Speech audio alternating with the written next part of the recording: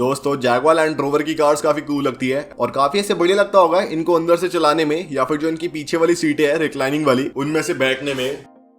पर क्या दोस्तों आपको पता है कि जो दुनिया की टॉप 25 सबसे अनरिलायबल गाड़ी है उसमें से 8 गाड़ियां जैगवार लैंड रोवर की है और साथ ही में जो दुनिया की टॉप 10 सबसे अनरिलायबल एसयूवीज है उसमें से 5 एसयूवीज लैंड रोवर की है, आधी एसयूवीज लैंड रोवर की है। तो दोस्तों सोचने वाली बात है कि इस ब्रांड की गाड़ियों में ऐसा क्या अनरिलायबल है कि इतना ज्यादा वो खराब होती है कि कुछ लोग इतने ज्यादा परेशान हो गए इनकी कार से कि एक जैगवार को एक गधे से खींच रहे हैं, मतलब एक तेंदुए को एक गधे से खींच रहे हैं। तो आज इसके बारे में बात करेंगे कि लैंड रोवर की और जैगवार की कार्स इतनी अनरिलायबल क्यों है और ये जो ब्रांड है इन्हें कैसे फिक्स करने वाला है आने वाले सालों में। तो इसके लिए चलते हैं दोस्तों थोड़े दशक पहले, जिसमें अगर आप लैंड रोवर देखें तो उसकी जो मेन शुरुआत हुई थी वो थी ऑफ रोडिंग ओरिएंटेड व्हीकल्स को बनाना और बाद में फिर इन वाली एसयूवीज में इस वाली कंपनी ने थोड़ी बढ़िया लग्जरी फीचर्स को डालना शुरू कर दिया और फिर एक रेंज रोवर वाली लाइन बन गई और जो कस्टमर है उन्हें बढ़िया मजे आ रहे थे, गाड़ियां सही चल रही थी। और साथ ही में अगर आप इस टाइम पे जैगवार को देखें तो जैगवार मेनली उस टाइम में स्पोर्ट्स कार या फिर परफॉर्मेंस ओरिएंटेड कार्स बनाता था जो कि मेनली ब्रिटेन में बिकती थी और इन कार्स में आपको बढ़िया परफॉर्मेंस मिलती थी, आपको बढ़िया लुक्स मिलती थी। जो इंजन है ऐसे कोई रिफाइंड वगैरह तो थे नहीं, लेकिन आपको जो परफॉर्मेंस है, जो एक्सेलरेशन है, जो ड्राइविंग डायनामिक्स है काफी तगड़े मिलते थे। पर दोस्तों इस टाइम के राउंड में ये दोनों ब्रांड्स काफी छोटे नंबर्स में अपनी गाड़ियों को बनाते थे और कस्टमर्स को बेचते थे।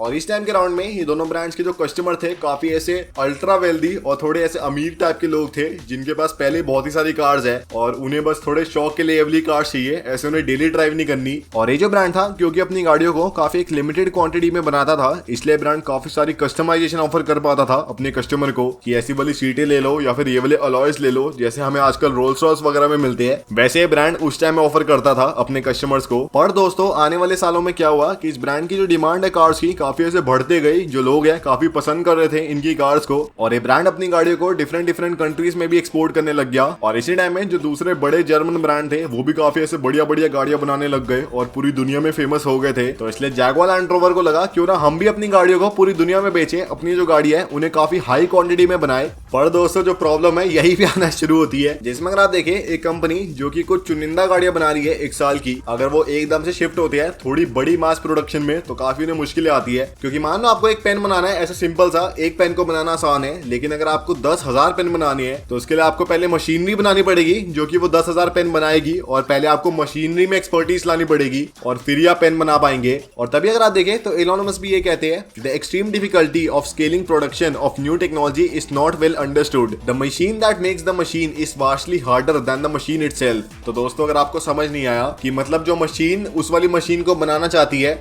उस मशीन को बनाना ज्यादा मुश्किल है एज कम्पेयर टू दूसरी वाली मशीन को बनाना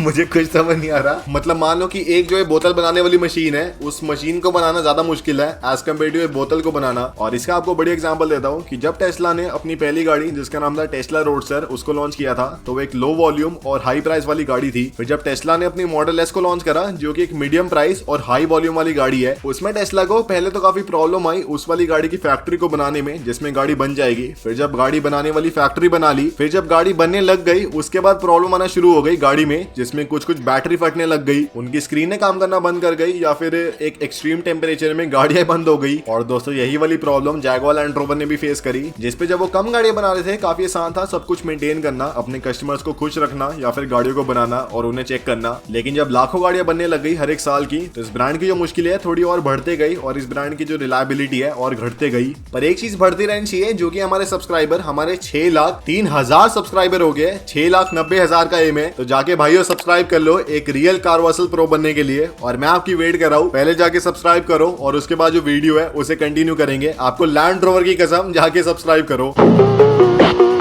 और सिमिलरली अगर आप देखें तो काफी सारे और ब्रांड, फॉर एग्जांपल मैजराटी या फिर अल्फा रोमियो जो कि इटालियन ब्रांड्स है, ये सारे जो ब्रांड्स है इनिशियली अपनी गाड़ियों को काफी लो वॉल्यूम में और काफी महंगी कार्स को बेचते थे अपनी कंपनी को रन करने के लिए। लेकिन जब इन ब्रांड्स ने अपनी सिडान्स को और अपनी एसयूवीज को लॉन्च करना शुरू करा तो उनकी रिलायबिलिटी में काफी इश्यूज आने लग गए, क्योंकि इन वाले ब्रांड्स के पास वैसी एक्सपर्टीज नहीं है जो कि हमारे टोयोटा के पास है एक मास प्रोडक्शन गाड़ी बनाने के लिए। क्योंकि उनकी शुरुआत ही मास प्रोडक्शन से हुई थी, उन्होंने कोई स्पोर्ट्स कार वगैरह से शुरुआत नहीं करी, उनकी शुरुआत ही एक एक इकोनॉमिकल गाड़ी बनाने से हुई थी, तो इसलिए जो उनके स्टैंडर्ड है पहले से ही काफी हाई सेट है। और दोस्तों इसके बाद प्रॉब्लम क्या आती है कि अगर आप देखें तो कोई भी जो कार ब्रांड होता है अपनी गाड़ी को काफी लाखों किलोमीटर टेस्ट करता है उसे लॉन्च करने से पहले, ताकि जो गाड़ी एकदम रिफाइंड बने और उसमें कोई भी अगर गलती है तो जो ब्रांड है पहले उसे देख ले और उसे रेक्टिफाई कर ले। पर दोस्तों ये ब्रांड ये भी नहीं कर पाया है, क्योंकि ये ब्रांड हमेशा से काफी वीक रहा है और इसी की वजह से इस ब्रांड की जो मालिक है या फिर जो पेरेंट कंपनी है काफी बारी बदली गई है। एक टाइम पे ब्रिटिश लेलैंड थी, एक टाइम पे BMW बनी, एक टाइम पे फोर्ड बनी, अब टाटा है। और क्योंकि ये ब्रांड काफी फाइनेंशियली वीक था इसलिए इस ब्रांड के पास इतने पैसे थे नहीं और इतना टाइम भी नहीं था कि ये ब्रांड एक गाड़ी को बनाए, फिर उसमें काफी लाखों किलोमीटर की टेस्टिंग करे और उसके बाद फिर उसे टेस्ट करके एकदम फिर लॉन्च करे। क्योंकि इस ब्रांड को अपने रेवेन्यूज को हमेशा मेंटेन करना पड़ता था, क्योंकि फाइनेंशियली इतना स्ट्रॉन्ग था नहीं, इसलिए दोस्तों इसे अपनी गाड़ियों को जल्दी से बना के लॉन्च करना पड़ता था बिना ज्यादा टेस्टिंग करे। और इसकी वजह से दोस्तों आपको पता ही है क्या हुआ, फिर जो ब्रांड की रिलायबिलिटी है काफी रिड्यूस होते गई। और दोस्तों अगर आप ये सब देखें, ये ब्रांड की लो रिलायबिलिटी ये फिर भी काफी एक्सेप्टेबल था पूरी दुनिया में, अगर आप 1970s 80s 90s में देखें। क्योंकि इस टाइम के राउंड में जो सारे लग्जरी ब्रांड थे, for example Rolls Royce, Bentley या फिर BMW, मर्सिडीज वगैरह, सारे ब्रांड्स की जो कार है काफी ज्यादा रिलायबल थी नहीं, तो इसलिए जो जैगवार लैंड रोवर है उन्हें भी इतनी प्रॉब्लम आती नहीं थी उस टाइम पे अपनी गाड़ियों को बेचने में और अपने कस्टमर्स को सेटिस्फाई करने में, क्योंकि जो इंडस्ट्री के नॉर्म्स है इतने हाई थे नहीं। पर दोस्तों 1990s के बाद क्या हुआ कि जो कोरियन ब्रांड थे और जो जापानीज ब्रांड थे उनकी रिलायबिलिटी काफी हाई थी एज कम्पेयर टू बाकी सारे ब्रांड, और कस्टमर्स को ये वाली जो उनकी हाई रिलायबिलिटी है काफी पसंद भी आ रही थी। तो इसलिए वो जो बड़े बड़े लग्जरी ब्रांड थे वो भी अपनी R&D पे काफी ज्यादा पैसे लगा के अपनी गाड़ियों को रिलायबल बनाना शुरू करने लग गए। साथ ही में दोस्तों जो सारे जर्मन लग्जरी ब्रांड थे उनकी जो गाड़ियों की क्वालिटी है और जो टेक्नोलॉजी है वो भी काफी एडवांस हो गई थी, उनमें से बढ़िया बढ़िया फीचर आ रहे थे और जो गाड़ियां काफी रिफाइंड बन रही थी, काफी एफिशिएंट बन रही थी। लेकिन वही जो हमारी लैंड रोवर की और जैगवार की कार्स है काफी ऐसे पुरानी सी थी, जिनमें पुरानी टेक्नोलॉजी थी, काफी पुराने फीचर्स थे और काफी अनरिफाइंड थी, और इसकी वजह से इस ब्रांड की जो सेल्स है कंसिस्टेंटली डिक्लाइन करते गई। और इस ब्रांड को बहुत ही ज्यादा जरूरत थी बढ़िया बढ़िया गाड़ियों को बनाने की जो कि एडवांस हो और जो कि जो जर्मन कार्स है उनसे राइवल कर पाए। तो इसलिए फिर जब ये ब्रांड टाटा मोटर्स के अंदर आया तो टाटा मोटर्स ने क्या करा कि इस ब्रांड की जो सारी कार्स थी जो कि अंडर डेवलपमेंट थी और जो कि अगले 3-4 सालों में लॉन्च होने वाली थी, टाटा मोटर्स ने एम्फेसिस डाल के उन्हें 1-1.5 साल में लॉन्च कर दिया,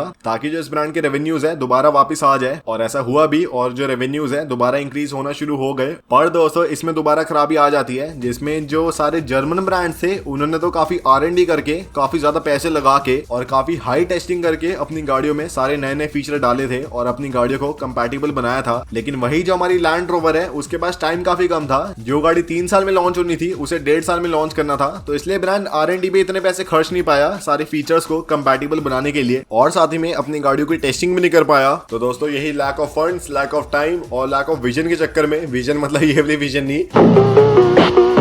थोड़ी लंबी सोचने वाली विजन के चक्कर में जो लैंड रोवर है उसकी जो कार्स हैं उनकी रेपुटेशन कम होते गई रिलायबिलिटी में। क्योंकि जो कस्टमर्स हैं उनके भी मैं रिव्यूज देख रहा था और काफी सारे कस्टमर्स ये कह रहे हैं कि उनकी जो गाड़ी है 1.5-2 महीना जो लैंड रोवर का सर्विस सेंटर है वहीं पे खड़ी रहती है, क्योंकि जो पार्ट रिप्लेस होना है वो आ नहीं रहा। या फिर काफी सारे कस्टमर है वो ये कह रहे हैं कि जो गाड़ी है उसका इंजन सिर्फ 10-20 किलोमीटर पे सीज हो गया, और अब जो कंपनी कह रही है कि इंजन नया रिप्लेस होगा और इंजन आने में 3-4 महीने लग रहे हैं। तो आधा टाइम जो गाड़ी है वो डीलरशिप पे रह रही है, सर्विस सेंटर में रह रही है, कस्टमर उसका एक्सपीरियंस कर ही नहीं पा रहा। और दोस्तों बढ़िया बात यह है कि जो लैंड रोवर के CEO है वो खुद भी ये मानते हैं कि जो उनकी कार्स है उनमें आपको तगड़ी रिलायबिलिटी नहीं मिलती और काफी चोमू गाड़ी है। और इसलिए अगर आप देखें तो लैंड रोवर के CEO ये भी कह रहे हैं कि उनकी हर साल 1 लाख गाड़ियों की जो सेल्स है वो कम होती है, क्योंकि जो ब्रांड की रिलायबिलिटी है वो इतनी कुछ है नहीं एज कम्पेयर टू बाकी सारे बड़े कार ब्रांड्स। पर दोस्तों इस ब्रांड ने अपनी रेपुटेशन को और रिलायबिलिटी को इंक्रीज करने के लिए काफी सारे नए नए स्टेप लेना शुरू कर दिया है, जिसमें कंपनी पहली चीज क्या करी है कि जो अपनी गाड़ियों का प्राइस पॉइंट है उसे एक ऊपर वाले ब्रैकेट में लेके जा रही है, और एक कंपनी टोटली जो अल्ट्रा लग्जरी है उस पे फोकस कर रही है, जो मिड लेवल लग्जरी है उस पे भी फोकस नहीं कर रही। कि फॉर एग्जांपल अगर आप इस ब्रांड की नई वाली कार्स देखें, फॉर एग्जांपल नई वाली रेंज रोवर स्पोर्ट या फिर नई वाली रेंज रोवर ऑटोबायोग्राफी,